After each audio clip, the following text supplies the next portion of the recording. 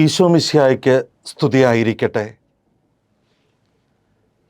പ്രശസ്തരായ ശില്പികളെ അതിശയിപ്പിച്ചുകൊണ്ട് ക്രിസ്തുവിൻ്റെ ശിഷ്യൻ്റെ ശില്പം എങ്ങനെ ഒറ്റമൂലി കൊണ്ട് നിർമ്മിക്കാമെന്ന് ഇന്നത്തെ സുവിശേഷം നമുക്ക് പറഞ്ഞു നൽകുകയാണ്. പെസഹാകാലം 5-ാമത്തെ ഞായറാഴ്ച യോഹന്നാൻ്റെ സുവിശേഷം 13-ാം അധ്യായം 31 മുതൽ 35 വരെയുള്ള തിരുവചനങ്ങളിലൂടെ ക്രിസ്തു ശിഷ്യൻ്റെ ശില്പം ഒരുവൻ്റെ ജീവിതത്തിൽ എങ്ങനെ ഒരു ഒറ്റമൂലിയാകുന്ന സ്നേഹം കൊണ്ട് നിർമ്മിക്കാമെന്ന് സുവിശേഷം പറഞ്ഞു വയ്ക്കുന്നു. ഈ ഒറ്റമൂലിയാണ് സ്നേഹം. ആദിയിൽ ദൈവം ആദത്തെയും ഹവ്വായെയും സൃഷ്ടിച്ചത് ഈ ഒറ്റമൂലി കൊണ്ടാണ്. ഈ ഒറ്റമൂലിയുടെ സൗന്ദര്യത്തെ ഒരു ഇലയ്ക്കോ ഒരു വസ്ത്രത്തിനോ മറച്ചു വയ്ക്കുക സാധ്യമായിരുന്നില്ല. എന്നിട്ടും ഈ സൗന്ദര്യത്തെ ആദവും ഹവ്വയും നഷ്ടപ്പെടുത്തി. എന്നാൽ പുതിയ നിയമത്തിലെ ക്രിസ്തു ഒരുവൻ്റെ ജീവിതത്തിൻ്റെ സൗന്ദര്യം പകരാനുള്ള ഒറ്റമൂലിയാണ് സ്നേഹമെന്ന് വെളിപ്പെടുത്തുകയാണ് ഇന്നത്തെ സുവിശേഷത്തിൽ. നിങ്ങൾ പരസ്പരം സ്നേഹിക്കുവിൻ, ഞാൻ നിങ്ങളെ സ്നേഹിച്ചതുപോലെ നിങ്ങളും പരസ്പരം സ്നേഹിക്കണം. നിങ്ങൾ പരസ്പരം സ്നേഹിച്ചാൽ ക്രിസ്തു ശിഷ്യരായി മാറാൻ കഴിയുമെന്ന് സുവിശേഷം പറഞ്ഞു വയ്ക്കുകയാണ്. ഈ ഒറ്റമൂലി കൊണ്ട് ക്രിസ്തു ശിഷ്യൻ്റെ രൂപം സ്വന്തം ജീവിതത്തിൽ പതിപ്പിച്ച അനേകം വിശുദ്ധരുണ്ട്. കൽക്കത്തയിലെ വിശുദ്ധ മദർ തെരേസ കൽക്കത്തയുടെ തെരുവിലൂടെ കടന്നു പോകുമ്പോൾ കാണയിൽ അർദ്ധപ്രാണനായ അക്രൈസ്തവനായ ഒരു വൃദ്ധൻ കിടക്കുന്നുണ്ടായിരുന്നു.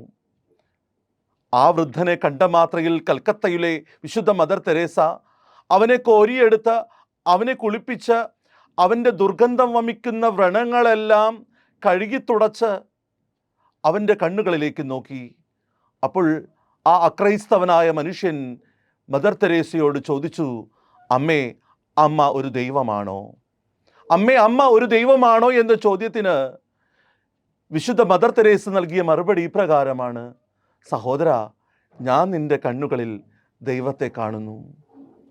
ഉടൻ തന്നെ ആ അക്രൈസ്തവനായ മനുഷ്യൻ അമ്മയോട് ചോദിച്ചത് ഇങ്ങനെയാണ്: അമ്മയ്ക്ക് ഇതൊക്കെ എങ്ങനെയാണ് ചെയ്യാൻ സാധിക്കുന്നത്?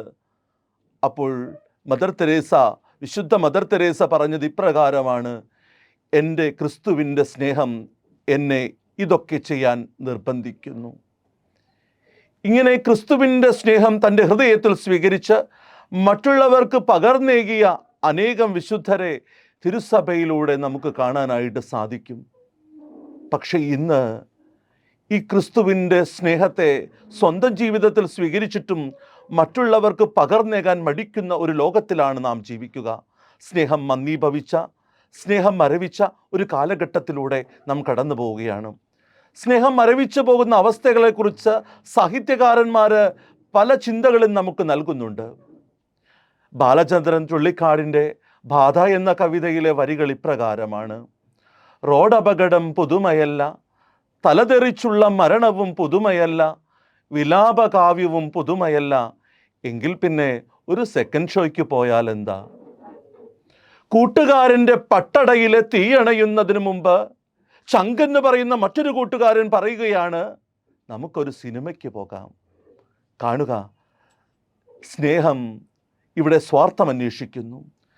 സ്നേഹം മന്ദീഭവിച്ച, സ്നേഹം ഘനീഭവിച്ച ഒരു കാലഘട്ടത്തിൻ്റെ നേർചിത്രമാണ് ഇവിടെ ഈ സാഹിത്യകാരൻ വെളിവാക്കുക.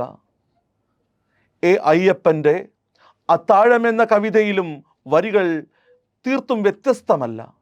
അദ്ദേഹത്തിൻ്റെ വരികൾ ഇങ്ങനെയാണ്: റോഡപകടത്തിൽ മരിച്ചയാളുടെ ചോരയിൽ ചവിട്ടി ഞാൻ നിൽക്കവേ അവൻ്റെ പോക്കറ്റിൽ നിന്ന് പറന്ന 5 രൂപ നോട്ടിലായിരുന്നു എൻ്റെ കണ്ണ്. നോക്കണേ, ഒരു മനുഷ്യൻ്റെ ജീവിതത്തിന്, അവൻ്റെ സ്നേഹത്തിന് വില കൽപ്പിക്കാതെ പോകുന്ന ഒരു കാലഘട്ടത്തിലൂടെ നിങ്ങളും ഞാനുമൊക്കെ കടന്നു പോവുകയാണ്. ഒരു സാഹിത്യകാരൻ മത്സരം തുടരുകയാണ് എന്ന ഒരു ചെറുകഥയിലൂടെ ഹൃദയസ്പർശകമായിട്ടുള്ള ഒരു രംഗം വെളിവാക്കുന്നുണ്ട്. വല്ലാത്ത ആൾക്കൂട്ടം കണ്ട് അയാൾ ആ ആൾക്കൂട്ടത്തിലേക്ക് കയറി ചെന്നുകൊണ്ട് ചോദിക്കുന്നുണ്ട്, എന്താണ് ഇവിടെ സംഭവിക്കുന്നത്? കാഴ്ചക്കാർ പറയുന്നുണ്ട് ഒന്നും തന്നെ സംഭവിക്കുന്നില്ല. പക്ഷേ അവിടെ നടക്കുന്നത് കുത്തേറ്റമാണ്. കത്തി കൊണ്ട് പരസ്പരം കുത്തി മല്ലിടുന്നവരുടെ കാഴ്ചയാണ്. ഒരാളുടെ ശരീരത്തിലേക്ക് 1.5 ഇഞ്ച് കടാര കയറി നിൽക്കുമ്പോൾ കാഴ്ചക്കാർ പറയുകയാണ്, 1.5 ഇഞ്ച് കയറിയിട്ടുള്ളൂ, കൂടുതൽ ആഴത്തിൽ കയറേണ്ടതായിരുന്നു. 1.5 ഇഞ്ച് കത്തിയെ കയറിയിട്ടുള്ളൂ, കൂടുതൽ ആഴത്തിൽ കയറേണ്ടതായിരുന്നു. ഇങ്ങനെ കാഴ്ചകളിൽ ജീവന് പോലും വില കൽപ്പിക്കാതെ, സ്നേഹത്തിന് വില കൽപ്പിക്കാതെ പോകുന്നവരുടെ കാലഘട്ടത്തിലാണ് നാം ജീവിക്കുക. രോഗികൾക്ക് മുമ്പിൽ സൗഖ്യമായി, മുറിവേറ്റവർക്ക് മുമ്പിൽ സാന്ത്വനമായി, പാപികളിലെ പാപങ്ങളുടെ കെട്ടഴിച്ച്, മരിച്ചവരെ ഉയർപ്പിച്ച്, അത്ഭുതങ്ങൾ പ്രവർത്തിച്ച്, എന്തിന് സ്വന്തം ശരീരത്തിൽ അവസാനത്തുള്ളി രക്തം പോലും മറ്റുള്ളവർക്ക് നൽകിക്കൊണ്ട് സ്നേഹത്തിൻ്റെ വലിയ പാഠങ്ങൾ പഠിപ്പിച്ചവൻ്റെ സ്നേഹം പകർന്നേക്കാൻ മറന്നു പോകുന്നവരുടെ ക്രിസ്തു ശിഷ്യന്മാരുടെ ലോകത്തിലാണ് ക്രിസ്തു പറയുക, നിനക്ക് ക്രിസ്തു ശിഷ്യനാകണമെങ്കിൽ സ്നേഹിക്കണമെന്ന്. കൂടെ തോളോട് തോൾ ചേർന്ന് രാത്രി പകലാക്കി നടന്നവൻ മനസാക്ഷിക്കുത്തില്ലാതെ തള്ളിപ്പറഞ്ഞപ്പോഴും, കിലുകിലാ വെള്ളി നാണയങ്ങളെ മറന്നുകൊണ്ട് യേശുവിനെ ഒറ്റിക്കൊടുത്ത ഒരുവൻ ഇറങ്ങിപ്പോകുമ്പോഴും യേശുവിന് പരിഭവമില്ല, പരാതികളില്ല. അവന് സ്നേഹം മാത്രം. അവൻ ഇന്നും സ്നേഹിതനായി നമ്മുടെ കൂടെയുണ്ട്. നാം ഒരു സ്നേഹിതനായി മാറുന്നുണ്ടോ?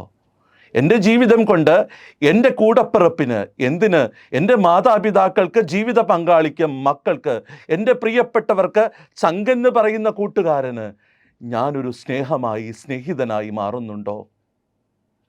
കഴിഞ്ഞ മെയ് 8-ാം തീയതി രാത്രി 10 മണിയോടുകൂടെ സെൻറ്റ് പീറ്റേഴ്സ് സ്ക്വയറിലേക്ക്, ആ ബാൽക്കണിയിലേക്ക് പുതിയ പാപ്പ ലയോ 14 പാപ്പ വന്നു നിന്നപ്പോൾ ആദ്യം പറഞ്ഞു വെച്ച വാക്കുകൾ ഇപ്രകാരമായിരുന്നു: നിങ്ങളുടെ കൂടിക്കാഴ്ചകളിലൂടെ, സംഭാഷണങ്ങളിലൂടെ പാലം പണിയുന്നവരായിട്ട് മാറുക, സ്നേഹത്തിൻ്റെ പാലം പണിയുന്നവരായിട്ട് മാറുക. പ്രിയപ്പെട്ടവരെ, നാം ഇന്ന് സ്നേഹത്തിൻ്റെ പാലം പണിയുന്ന സ്നേഹിതന്മാരാകുന്നുണ്ടോ? സ്നേഹം കൊണ്ട് പാലം പണിയുന്ന നല്ല സ്നേഹിതരാകാൻ ഇന്നേ ദിനം നമ്മെ ഓർമ്മപ്പെടുത്തുന്നു.